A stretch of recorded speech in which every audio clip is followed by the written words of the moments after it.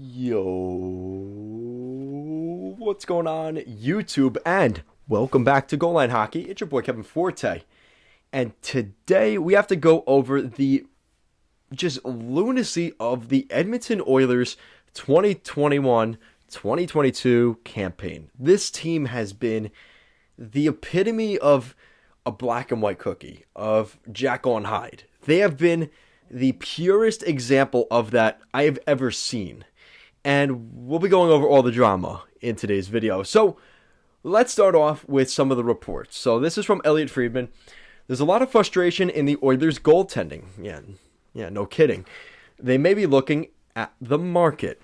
And following that up, this is from Rory Boylan. So Rory Boylan believes that Semyon Varlamov or Jake Allen would make sense for the Oilers. So that's kind of interesting, right? They're looking to add a goalie, and some of these names, Jake Allen, right? Pretty respectable in Montreal. Again, a trade deadline guy. They could probably call up one of their young guys, McNevin, and oh no, they lost Lindgren, right? So it's McNevin, right?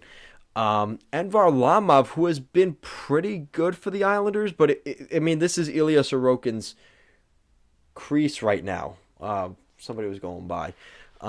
This is Ilya Sorokin's crease for the Islanders, so that ship has sailed. That is kind of the end of that. So that's interesting, right? They're looking to add because they want to make. If they don't make the playoffs this year, this is a lost season for the Oilers.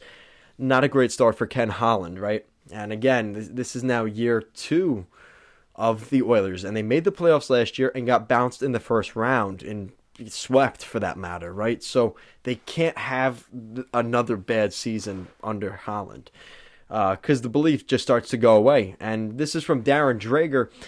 This is more on the David Tippett situation. The Edmonton Oilers ownership still believes in their current group at the moment, which really is more about Dave Tippett because we've seen around the league, this season, we've seen teams do better when they bring in a new coach, right? We saw that in Vancouver. Purest example of that, the turnaround under Bruce Boudreau from Travis Green. A great example of that.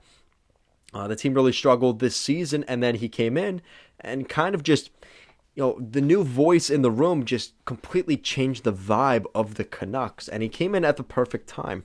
Again, but you have to get the right coach, and Boudreau was the perfect fit there for the right place at the right time for the Oilers. So how did this start for the Oilers? Because you look at where the Oilers started this season, look at my power rankings, the Oilers were a legitimate team really through the first 2 months of the season. They were 16-5 to start the season, 32 points in their first 21 games, which is incredibly good. 16-5 is a really good record.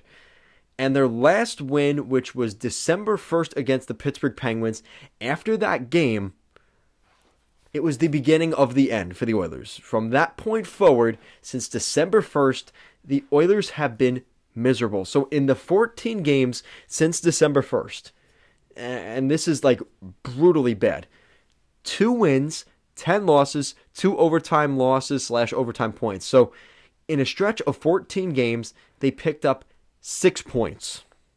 That's right, 6. 6 points in the standings in 14 games compared to what they did earlier. So in that stretch, right, so they had the 16-5 stretch, then they went on a 6-game losing streak. They had a 2-game winning streak in between just to give you a little bit of, okay, this is a little better. And then they are currently right now on a 6-game losing streak. So it's not like they had a 4-game losing streak, then they won 1, then they lost 5, then they won 1. No, it's like 6-game losing streak, 2-game winning streak, 6-game losing streak, and that's where they're at now. Now, what's even more interesting right now is the first 6-game losing streak. 4 of those 6 games were at home. That was on home turf, and they were on that big losing streak.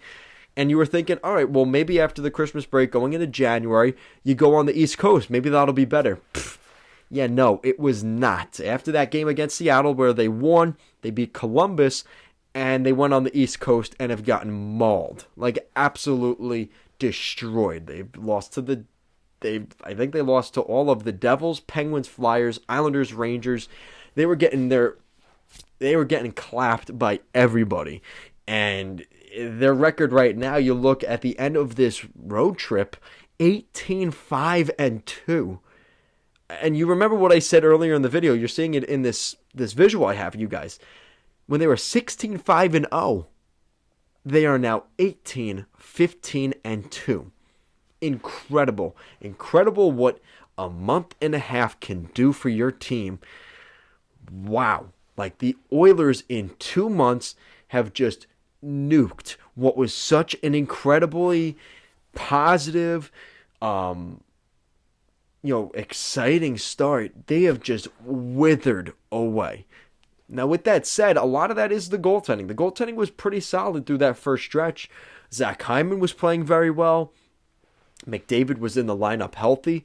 Ever since McDavid left the lineup, things went to hell. And that's where the Oilers are at right now. And that's part of the problem is, how do they fix their issues here? And it's not even one player.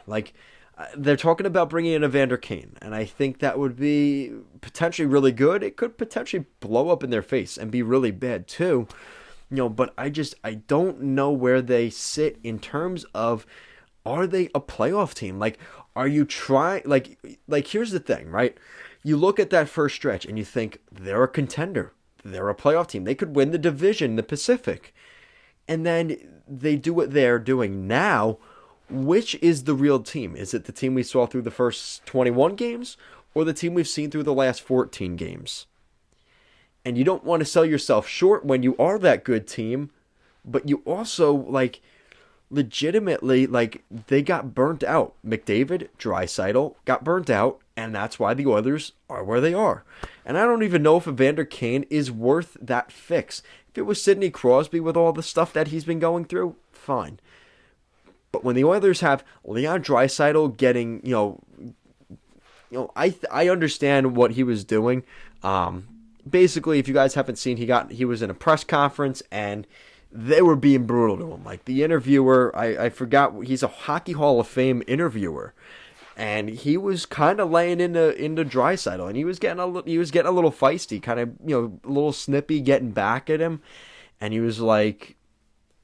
And then he followed it up. He knew that Draisaitl was kind of on the edge and getting a little emotional. And the reporter actually asked him, he's like, based off of your frustration the other day, kind of just trying to get a hit piece out of him.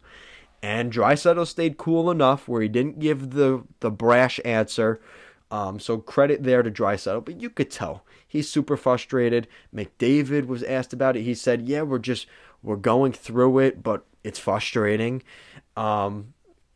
And Dave Tippett and Mikko Koskinen. Dave Tippett pretty much said, yeah, well, our goaltending needs to be better, calling out his goalie, right? And typically you don't see coaches do that.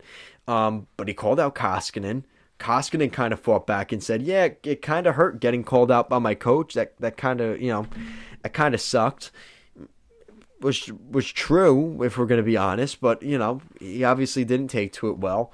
And so now you have those two going back at it. You have Draisaitl and McDavid frustrated as all hell. And now you might bring in Evander Kane. Where does this cycle end for the Oilers? And the problem is when you're the Oilers, and I just recently did that oil change video a couple weeks ago. It